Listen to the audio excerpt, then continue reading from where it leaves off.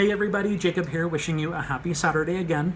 I hope that you had a really great 4th of July. I personally loved the 4th of July. I got to hang out with my family and we had barbecue, hamburgers, hot dogs, bratwurst, ribs, corn on the cob, potato salad.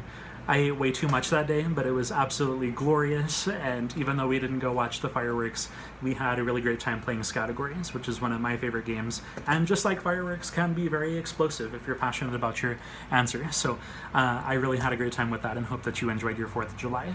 I am back today because I wanted to talk about another question that people ask me a lot. It's a question that I've also asked a lot. And I think that it's a common theme, not just for people who are aspiring authors, but it can kind of be a theme for everybody. We all kind of have this question, and it's something that we all work to improve upon. We never get to a point of perfection with it, but we learn how to constantly improve every day. And it's the idea of time management. Specifically, people ask me, how do you have time to write? And how can I work more time to write into my schedule? So I'll tell you a little bit about what has worked for me and just kind of break down my own perspective. Again, it might not necessarily work for everybody, but I'll tell you kind of the way that I see it and the way that I've seen it amongst people that I know too, because I know people who fall into both categories. There are people I know who are full-time writers. They make their living and their wages specifically off of being an author, writing. Maybe they design covers, they do book formatting or freelance editing, revisions, things like that. There are people who make their living that way. I fall into the second category. I am an author, which is in itself a full-time job, even if you're not making a living off of it. But I also have another job as well, and I know plenty of people who fall into this category too, that are writers, authors, but they have some sort of other job on the side as well, a day job. Commonly, I see people who are working in the medical field. I see a lot of people who are going to school. Maybe they're students going to graduate school, college. Maybe you're still in high school.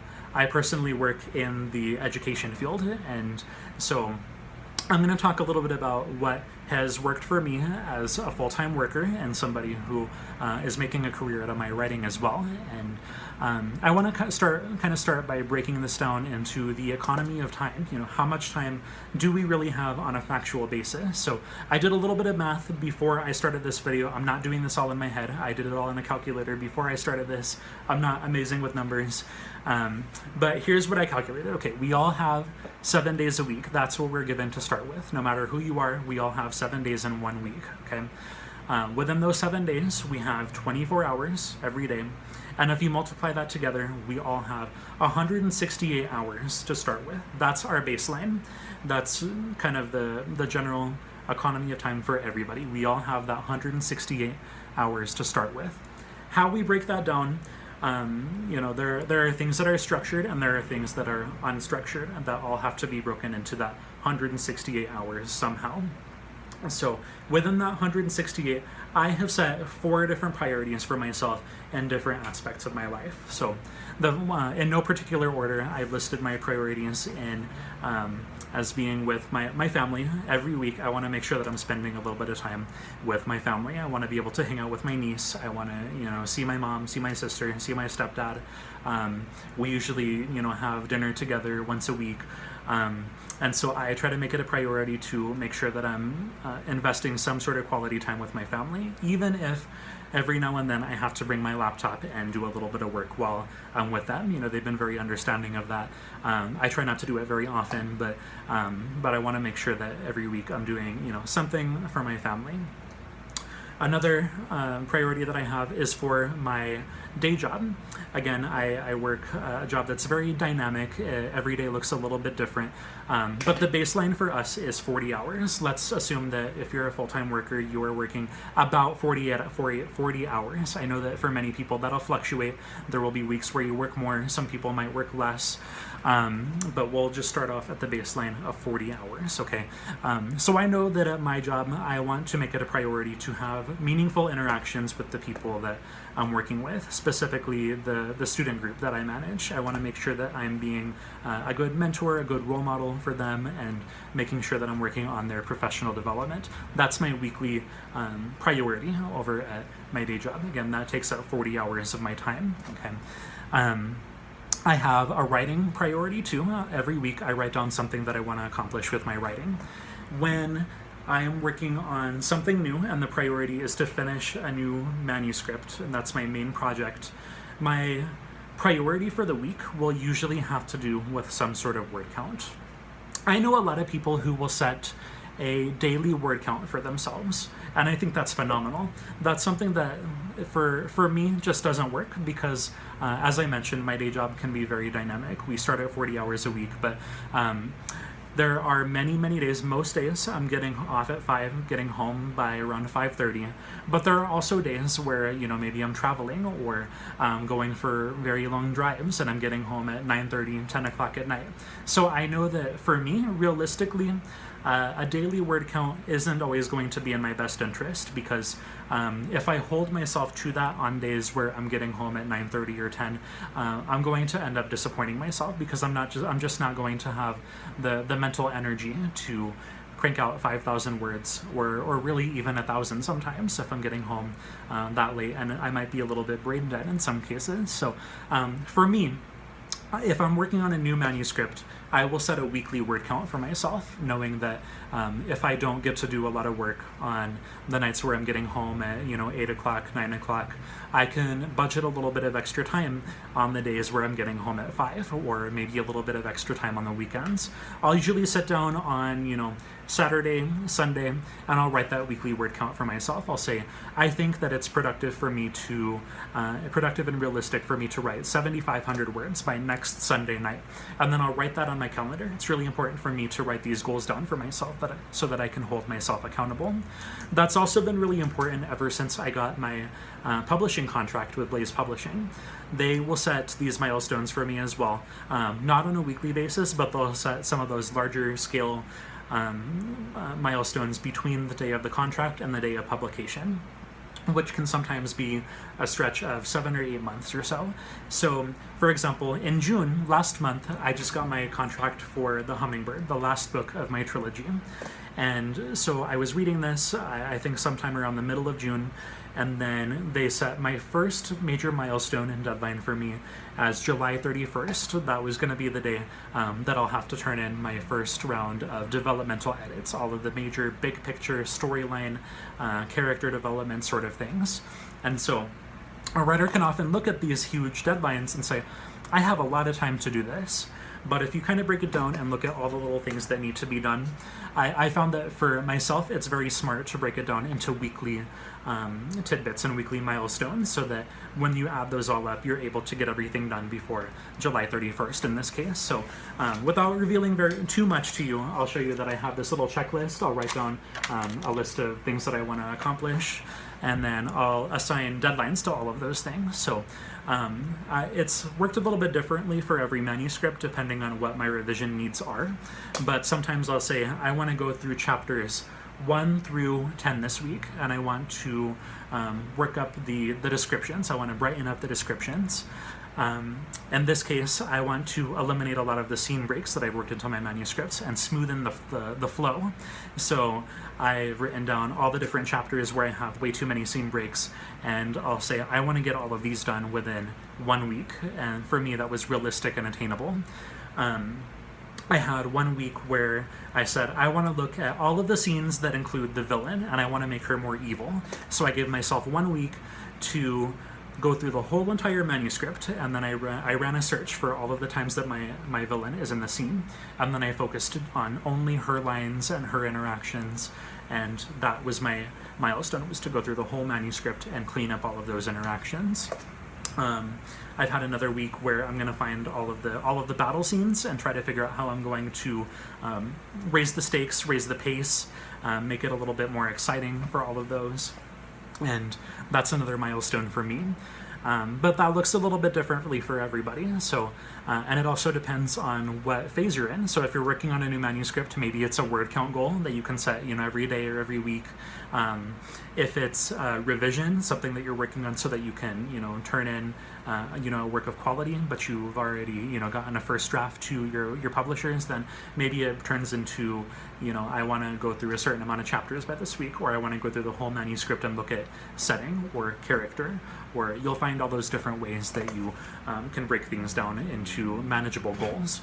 So with that said, I don't really give myself a certain amount of time that I need to spend each week on my writing.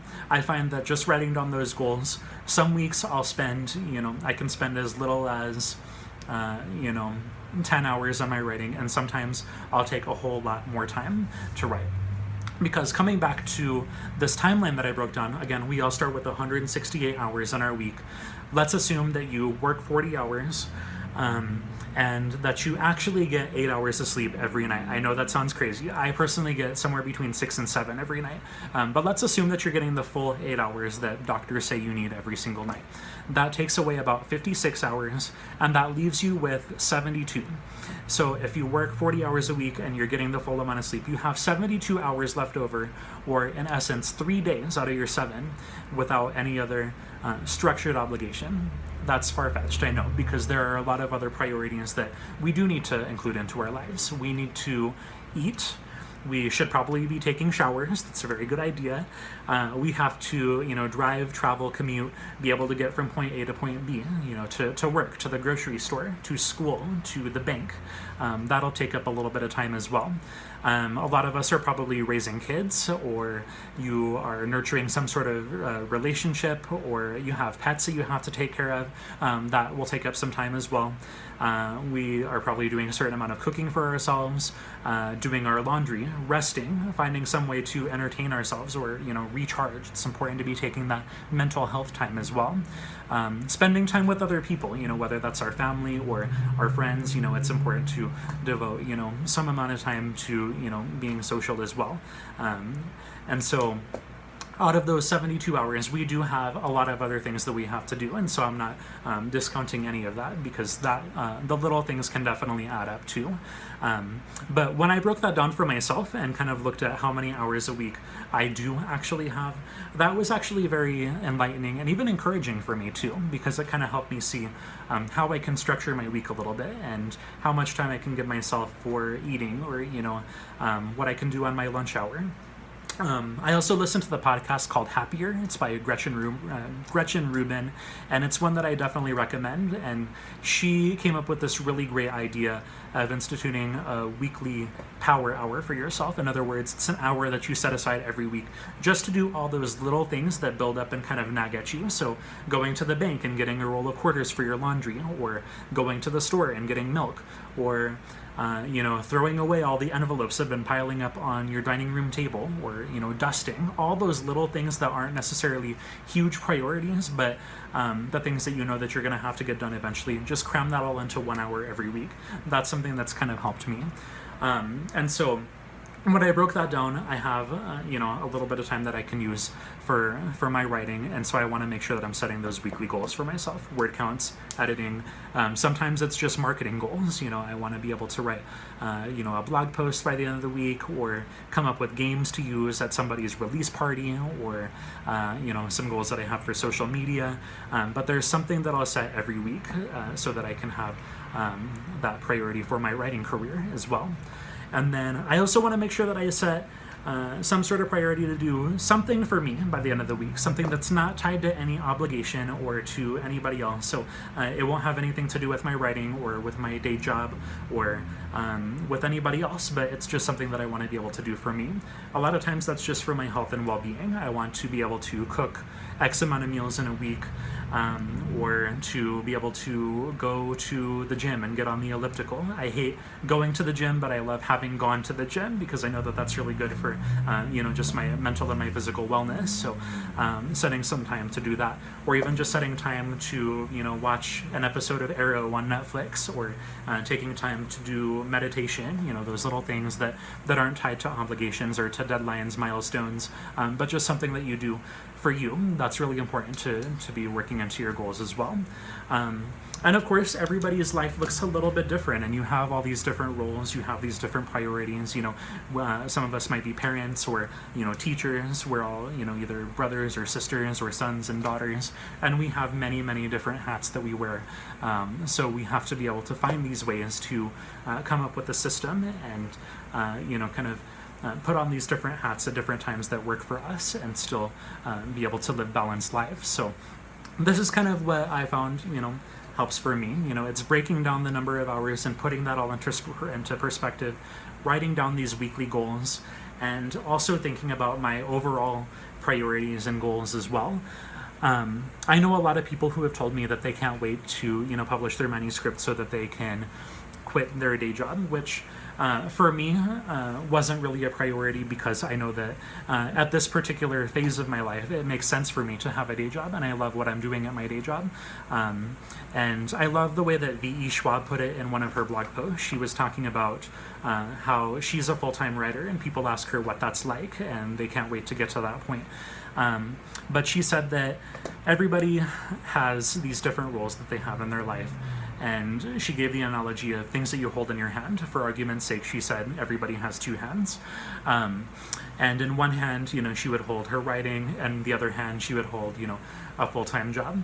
Once you drop that other hand and, maybe you let go of a job, it's not always going to be healthy or productive to put more writing into your other hand, but to find other things to fill that time so that you can, she argues that it can even make you a better writer too, because a lot of us will draw from different experiences in our life. That'll become infused in our writing. We can draw on our interactions that we have at work, or our travel experiences, or if we're involved in some sort of community service, or something like that. We'll find all of these things that can be used as writing fodder, sometimes in our day jobs or in our other obligations. So it's not always going to be healthy to say, I want to, drop my full-time job so that I can write for 8 or 9 hours a day. If that works for you, fantastic. I personally know that it wouldn't work for me, because I need to be going out and I'm somebody who always wants to be having new experiences and finding other ways to fuel that writing and, my own well-being as well, because ultimately you have to be able to take care of yourself, and we have all other things that we need to take care of as well: families, careers, our community. So that's kind of what has worked for me, putting it in perspective, writing down these priorities, and it's something that's always in flux. We're never going to get to that perfect moment where we feel 100% balanced, but it's a constant state of reflection and improvement.